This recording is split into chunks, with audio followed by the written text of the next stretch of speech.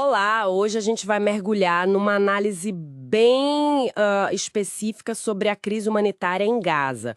O foco é a fome e a gente está se baseando num artigo do Sérgio Botton Barcelos, que é professor de sociologia. E olha, o material que a gente tem aqui já começa com um ponto forte. A fome lá não seria tipo só uma tragédia, mas uma tática deliberada. Então vamos explorar isso, né? Entender os pontos principais dessa fonte, a dimensão da crise, o impacto humano, as causas que o autor aponta e as implicações. Sim, é um ponto de partida crucial. Essa análise, ela realmente posiciona a situação de um jeito diferente, né? Não como mais uma crise humanitária, mas como uma estratégia mesmo, sabe? Onde a fome seria pensada. E para mostrar a gravidade, a análise usa uma métrica assim muito sombria. Diz que o tempo em Gaza não se mede mais em horas, mas em gramas de farinha de arroz de dignidade.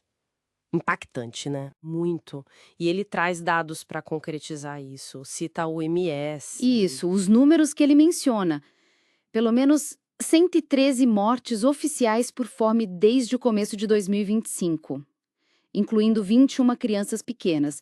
E o próprio autor faz a ressalva, né? Que os números reais devem ser bem maiores. Pois é, e o interessante é como a análise conecta esses números a algo que, segundo ela, não seria natural. Cita a classificação da ONU. Toda a população em insegurança alimentar aguda. É muita gente. Toda a população, nossa, Sim. E pior, 244 mil pessoas num estado que a ONU chama de catastrófico. É, assim, o último estágio antes da morte por inanição.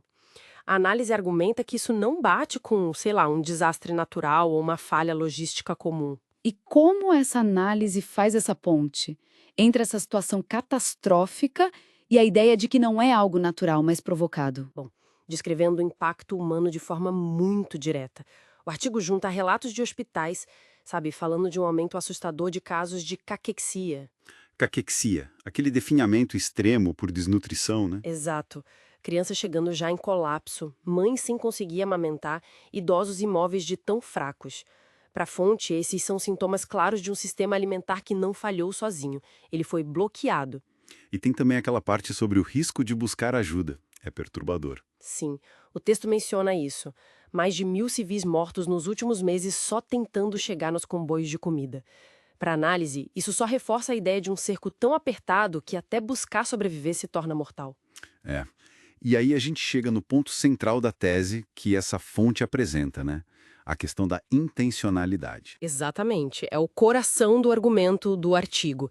Ele descreve essa fome como fabricada, planejada, executada, ou seja, não é um acidente de percurso do conflito, seria parte da estratégia militar mesmo. Uma arma de guerra, então. A fonte usa exatamente essa expressão, arma deliberada, com o objetivo, segundo o texto, de destruir o povo, os laços sociais, minar resistência pela fome. E como essa estratégia funcionaria na prática, segundo o texto? A análise fala em muros invisíveis, o que seriam drones controlando o espaço aéreo, muitos checkpoints, fronteiras fechadas, tudo isso impedindo a entrada suficiente de ajuda humanitária. Entendi.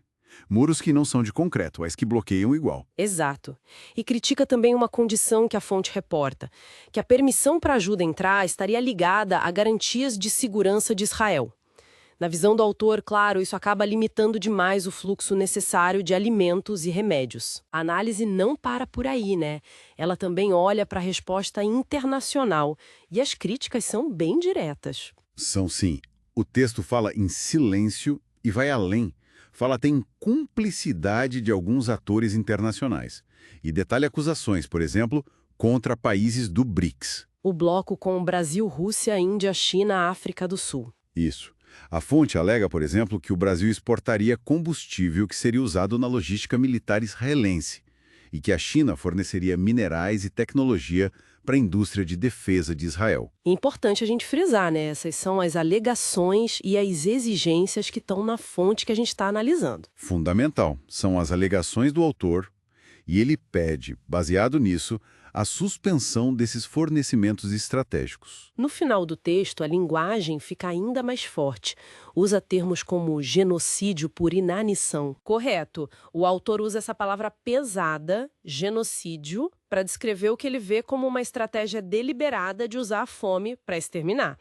Chega a chamar de neofascista. De novo, é a interpretação e a conclusão apresentadas nesta análise específica. E essa linguagem forte vem junto com um chamado à ação, certo? Sim, totalmente.